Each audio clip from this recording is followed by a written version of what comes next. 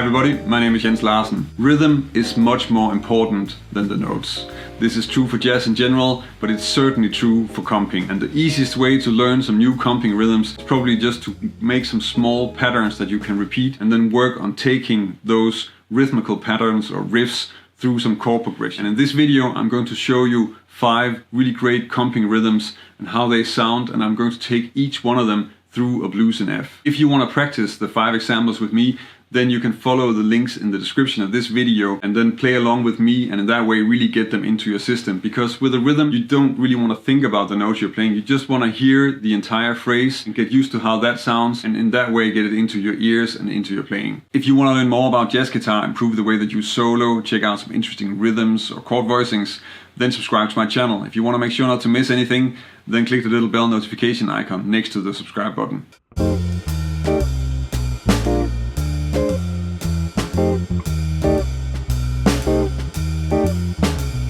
The first rhythm is a really basic rhythm that you definitely want to have in your playing, and it's always good to also just have that as a reference if you want to log into a groove, and that's the Charleston rhythm. The Charleston rhythm is a simple rhythm. There are 2 notes.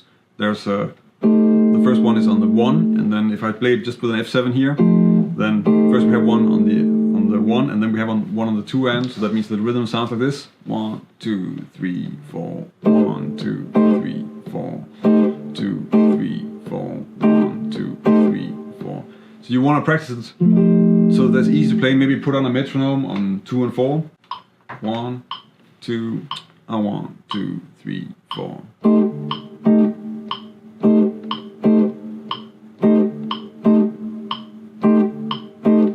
Remember that the goal is that you can do this so that it comes easy. Of course, if you find 2 and 4 difficult, put it on all 4 or put the metronome on 1 and 3. It doesn't matter too much in the beginning. Just get the rhythm into your ears so you can hear where it is. And if you start with just 1 chord, you only focus on the rhythm and how it sounds. See if you can imagine how the rest of the rhythm section sound. And when you have an idea about that, then you can really play in the groove, and then it's much easier to sound good when you're playing with the backing track. Of course, you can play this with me if you want to focus just on the rhythm in this first example, and actually in any of the other examples as well. You can also just choose to only play the rhythm and not worry about the way that I'm playing the chords. And I would suggest you do that just using the basic shell of each of the chords. I'll write them out and I'll put them on my website also, so you can check them out there. So essentially that's just for F7, just play these 3rd, 7, the same for the B flat. And then we have, so F7, B flat, back to F7, B flat 7, B diminished, same thing, F7, A half diminished, D7, F minor, G minor, C7. So really simple to play. Just focus on that and just play with the rhythm. In that way you can also quickly play along with the backing track, and then you get and so on and so forth. Try and work on it like that. I think the Charleston rhythm is really good to return to. I also still practice that through changes once in a while, just to work on really logging in with the rhythm, and it's something that you definitely really want to have in your system.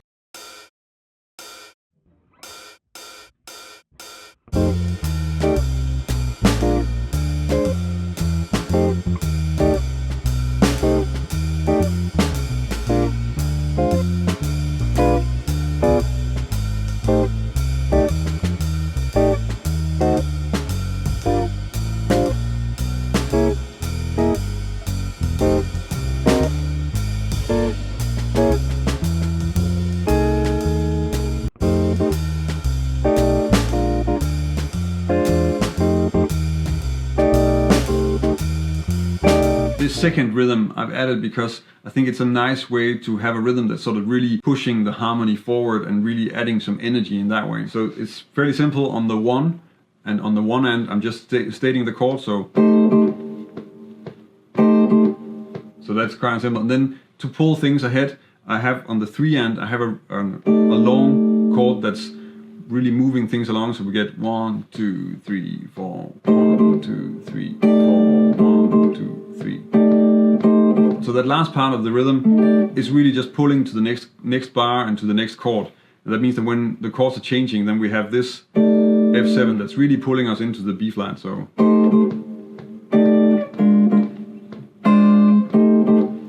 and that works quite well. That's something that's nice to be able to do as well.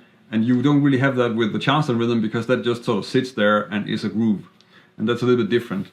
As you probably noticed, I'm not only playing one chord when I'm using the different chords in the example, and what I'm doing here is that I'm playing a basic drop 2 voicing for the F7, and then I have an extra melody note that I can use as well. So essentially that's just using this F7 and then this 13 on top of it. I'm not writing out that this is an F9 or that this is an F13, because when you're comping and when you're making up these grooves, then you just have to think F7, and then all of these different sounds are things that you can just choose to use whether you want to or not, and it really depends on what you're playing, and of course if you're playing behind somebody, also what they're playing. So these two for the F7, for the B flat 7, just really basic B flat 7 and then the 9 on top.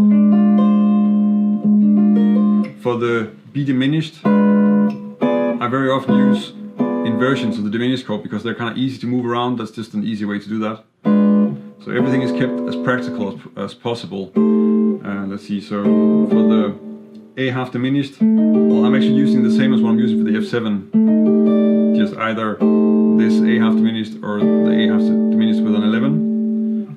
Different versions of the diminished chord, especially for the D7. And then for the G minor, mostly these two. For C7, C7 altered.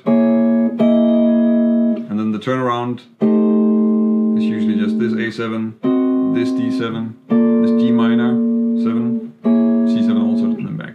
I think again you don't really need to worry too much about the voicings. If you can read them, you're probably familiar with some of them anyway. They're all drop 2 voicings, and you can check out other videos that I have on drop 2 voicings if you want to check out more about that. If you want to work just on the rhythm, then go back to just playing the shells. So.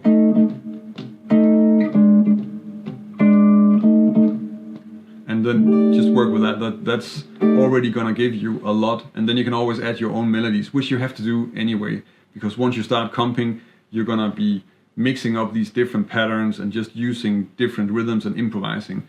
Right now you're just working on building your vocabulary, so you have some things to choose from.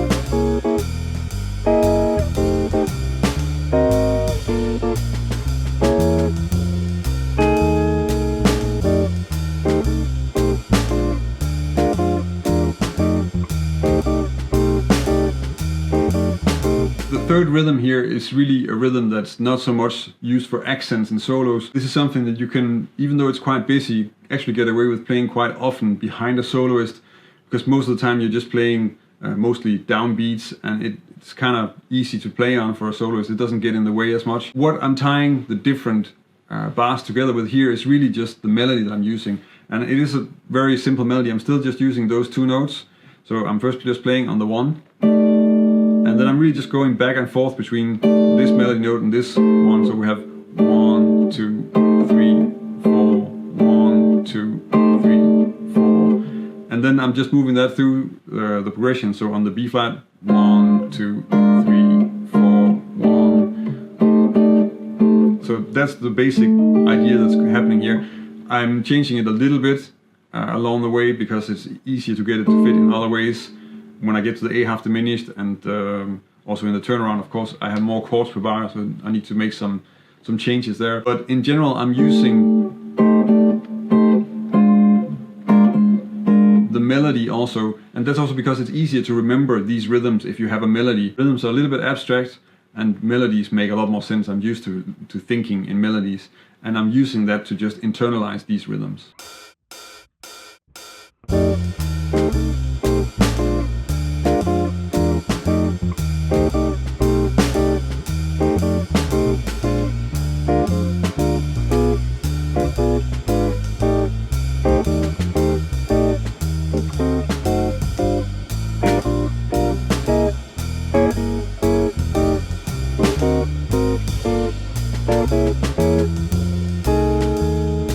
The reason that I can keep on publishing videos every week is that there's a community of people over on Patreon that are supporting the channel.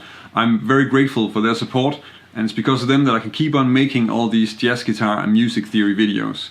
If you want to help me keep making videos, then check out my Patreon page. And if you join us over on Patreon, then I can also give you something in return for your support.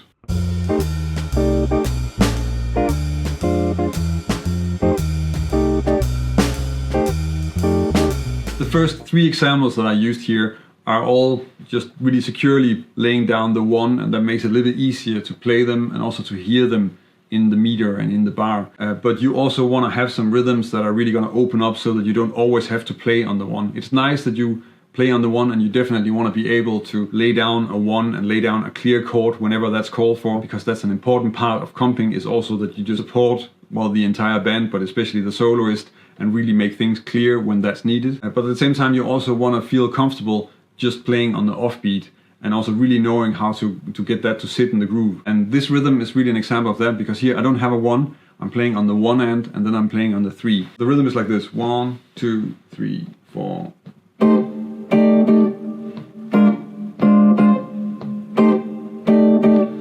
So I'm playing on the 1 and then on the 3 and on the 3 end. 1, 2, 3, 4, 1, 2, 3, 4. And this is really just to get used to using rhythms that are not on the 1. And you want to work on, well, eventually you want to work on all of them, but this is a good one to start with because it's easy. The other one that you also want to check out is to play on the 4 end, where you're anticipating. So if you listen to somebody like Rick Garland, he's going to be playing on the 2 end and on the 4 end really a lot, and he's always anticipating the harmony. So he's already on the 4 end playing the harmony, so the chord of the bar that comes after it, and that really pushes things forward, and that can be a useful effect. I'm not really working with that right now. I'm just working with playing the 1 end, because that's a little bit easier to start with.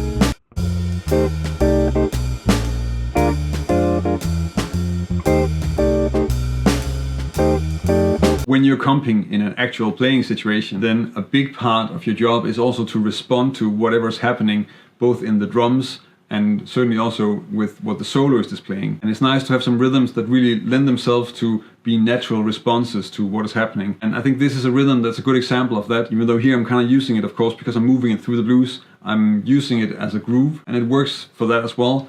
But it will also work really well if you want to sort of play a short response to the soloist playing a phrase that's ending on the 4 end or on the 1, which is something that's quite common. So in this case, I'm playing on the 2 and then on the 3 and the 3 end. So that means that the phrase sounds like this: 1, 2, 3, 4, 1, 2, 3, 4, 1, 2, 3, 4, 1, 2, 3, 4. And of course, still the same applies. Maybe first practice it just with the shell, practice it with a metronome, and just stay on 1 chord, and then try moving it through the blues using either my examples or whatever your own voicings that will work. Just work on using that rhythm and get that into your playing. You can kind of imagine just the soloist coming out on the 1, and then you just kind of close that with a response from, and that's a nice thing to work with. It's also as a riff, because we're using it as sort of a groove that's just going through the entire blues. It's also something that doesn't ask too much attention. Sometimes when you have rhythms, if you play too complicated things, then you're taking away attention from the soloist, and that's not really your job when you're comping at that point. And especially if you're the sideman of the soloist and he asked you for the gig, that's also an easy way to get fired, so you might want to be a little bit careful with that.